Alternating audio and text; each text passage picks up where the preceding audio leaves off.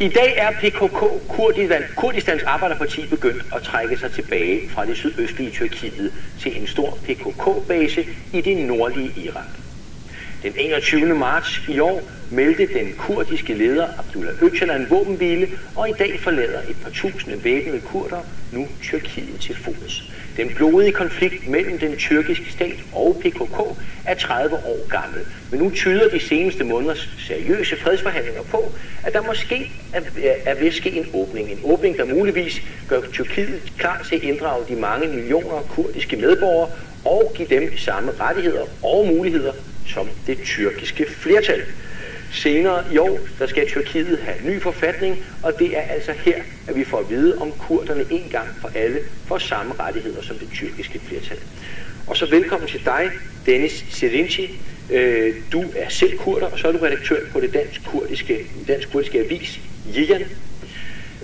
God eftermiddag til dig. I dag der indledte PKK, altså deres tilbagetrækning, er en forsoning mellem den tyrkiske stat og det kurdiske arbejderparti PKK faktisk ved at materialisere sig. Det vil fremtiden jo vise. Det specielle ved denne situation ved denne gang er, at hvor der tidligere også har været erklæret våbenhviler, ensidigt fra PKK's side, og hvor de ikke har holdt, så er det specielt denne gang, at begge parter er enige om denne våbenhvile. Og hvorfor sker det lige nu? Der er mange faktorer. Det skyldes simpelthen, at tyrker og kurder er dødtrætte af denne krig, som på 30 år har kostet 45.000 mennesker livet, drænet økonomien og ødelægger det hele for både tyrkerne og kurderne. Sidste år der erklærede PKK's fungerende leder Murat Karayalvan på den kurdiske tv-station Oy TV, at han sagde, at Tyrkiet kan ikke vinde denne krig, men det kan vi heller ikke. Han har erkendt, at man ikke kan vinde denne krig via guerilla-taktik. Det er kurdernes interesse i at gå med til det her, og så at mange tusind guerilla gerne vil ned fra bjergene og leve et almindeligt liv igen. Set ud fra Tyrkiets synspunkt, så er man nødt til den fred, dels fordi man har erkendt, at man ikke kan bekæmpe PKK gennem væbnet militær krig, ja. Og dels på grund af den ændrede geopolitiske situation i Mellemøsten. Forklar mig lidt om det. Hvad er den ændrede geopolitiske situation? Den har ændret sig rigtig meget. Ja. I sommer der overtog, der træk Bashar al-Assad, Syriens diktator, sig ud af Nordsyrien, og efterlod magttomrum som kurdisk oprør, hvor de tog over, og de her kurdiske oprør, de er tætte på PKK. Nu ser Tyrkiet, at PKK, som de har ligget i krig med de sidste 30 år, lige pludselig styrer syd for grænserne, hvorfra de kan angribe, eller hvor tyrkerne frygter, at de vil angribe dem selv. Og ligesom også, at kurderne i det nordlige Irak spiller en væsentlig rolle, og faktisk i de områder er der relativt mange ressourcer i jorden måske, og derfor kan Kurdistan, eller noget, der minder om det på et tidspunkt, godt gå hen og få nogle ressourcer at spille med. Det tæller vel også gøre det? Absolut, absolut. Tyrkiet er begyndt at blive en aktør i forhold til Nordirak, altså Kurdistan. Og for at det kan blive det, og for at det overhovedet kan blive en aktør i Mellemøsten, der løfter en moralsk pegefinger i forhold til f.eks. Israel, i forhold til deres undertrykkelse af palæstinenserne, så kræver det, at de har orden i deres eget bagland først, i deres egen baghave først. Jeg tænkte på, at vi lige skulle, fordi vi kender jo meget den her konflikt mellem kurderne i Tyrkiet og den tyrkiske stat, som en uløselig konflikt, indtil videre i hvert fald, som har været blodig og har været vanskelig at forstå, vanskelig at sætte sig ind i. Jeg bad dig om at tage et lille stykke kurdisk kultur med, og valget faldt på den her sang. Prøv at høre med at sige.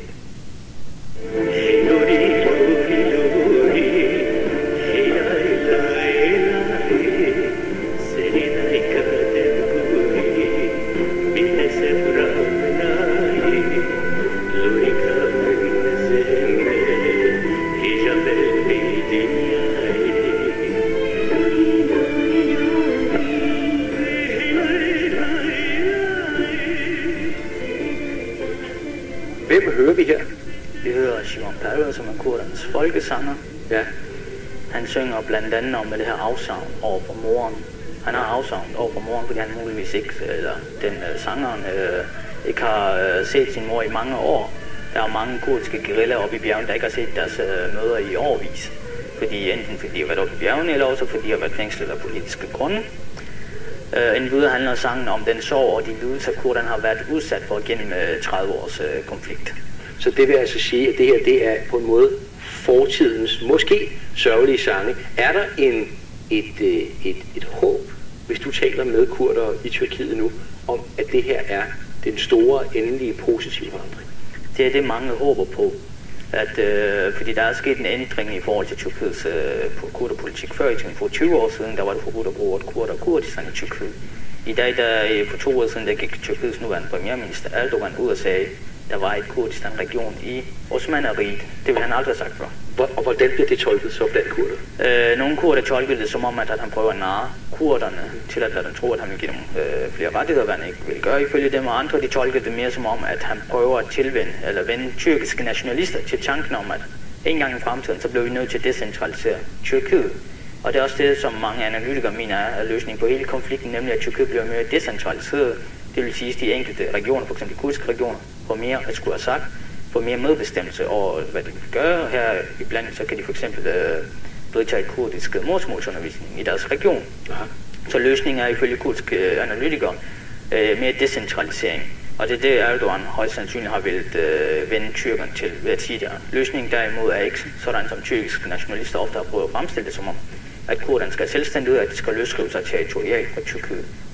Ifølge meningsmålinger er de færreste kurder i Tyrkiet, som ønsker et selvstændigt Kurdistan. Det de ønsker, det er selvstyre inden for Tyrkiets grænser med kulturelle og sproglige rettigheder for dem selv. Og det er altså Erdogan her, der på en måde måske viser en pragmatisme, som få havde troet, at han ville stå for i forhold til kurderne, eller hvad? Jeg ved ikke om, man kan sige, at Erdogan han har færre begrænsninger for at reformere på det kurdiske område, fordi han ikke har en nationalistisk baggrund, men mere har en islamistisk baggrund, hvor de tidligere premierminister i Tyrkiet altid har haft en nationalistisk baggrund. Og det er sagt, så må vi heller ikke glemme, at der er også alvorlige problemer. Der har også været alvorlige problemer under Erdogans regeringsperiode. I december 2011, der blev 34 kurdiske landsbybeboere bombet tæt på den irakiske grænse i det, vi kalder Roboski-massakren. Børn ned til 12-årsalderen blev bombet, og de har stadigvæk ikke, det skete under Erdogans periode, og de har stadigvæk ikke fået nogen undskyldning eller noget som helst fra statens side. Og omvendt så har der jo så også været de PKK, eller de kurdiske soldater, om man vil, har vel også været aktive på deres vis. Nu er der så 2.000 af dem, der trækker sig tilbage til Nordirak. Hvad kommer det til at betyde i Tyrkiet for kurderne, de 20 millioner kurder? Det er omkring 20 millioner kurder. Hvad kommer det til, tror du, betyde, hvis vi går ud fra, at det her er begyndelsen på en positiv udvikling? Jamen, det er igen det for tvivlt at sige, fordi vi ved, at til gengæld for, at PKK trækker sig ud af Tyrkiet, og de indgår våbenhvile, så forventer man, at den tyrkiske regering giver dem nogle flere rettigheder. Mm-hmm. Men vi ved helt præcist ikke, hvad den her aftale indebærer, for den har ikke været åben. Der har været meget hemmelighedskrammeri omkring det. Vi ved, at Tyrkiet skal udfærdige en ny forfatning. Det kurderne kræver, det er så, at de også bliver nævnt i den her forfatning, og deres rettigheder bliver garanteret forfatningssikret. Men det igen, vi ved det ikke. Her til sidst, 2012, det var det blodigste år i regionen, eller i Tyrkiet i forhold til den her konflikt siden 1999. Hvordan kan de to parter gå fra blod og krig til forsoning på bare et år? Jamen, der er sket rigtig meget siden sidst. Som sagt, i sommer 2012, der indtog PYD, som er en kurdisk bevægelse i Syrien, som Tyrkiet anklager for at være en forlænget arm af PKK. De overtog administrationen af Nordsyrien. I tyrkisk optik er det svarende til, at PKK reagerer syd på vores grænse. Sådan noget, det er også udviklingen i Nordirak, der peger mere og mere på, at Kurdistan der ender med at erklære sig uafhængigt. Det gør, at den geopolitiske situation i Mellemøsten har ændret sig så meget, at Tyrkiet indser, at de bliver nødt til at slutte den her fred. Og det kan altså være ganske kort her til sidst, at vi får en win-win, altså noget, der er i alles interesse selv i den her indtil nu så uløselige konflikt. Det afhænger af, om der er nogen, der prøver at sabotere den eller ej. Der skal ikke meget til at ødelægge freden, for der er ekstreme kræfter på begge sider, der ønsker at sabotere den. Tak fordi du kommer ind. Vi følger selvfølgelig med udviklingen.